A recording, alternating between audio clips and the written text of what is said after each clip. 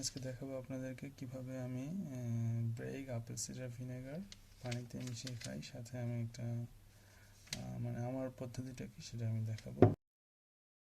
প্রথমে হচ্ছে আমি পানি নেই, এখানে প্রায় 300 ml পানি আছে।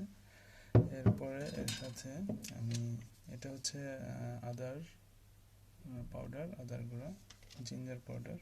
এটা হচ্ছে ব্রেগ আপেল সিডার ভিনেগার। প্রথমে এভাবে ঝাঁকিয়ে নিতে হবে। ঝাঁকিয়ে নিলে একবারে নিচে যেই ব্যাকটেরিয়াগুলো আছে সেগুলো চলে আসবে, মাদার আছে সেগুলো চলে আসবে। এরপর আমি এটা এর সাথে 1 চামচ নিব।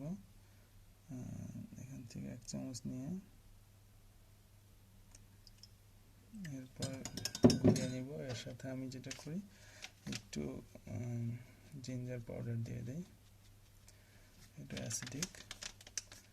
তারপর লাগিয়ে নিলাম, এভাবে গুলিয়ে নিয়ে তারপরে খেয়ে ফেললেই হয়ে গেল। ইনশাআল্লাহ আপনাদের ভিডিওটা ভালো লেগেছে।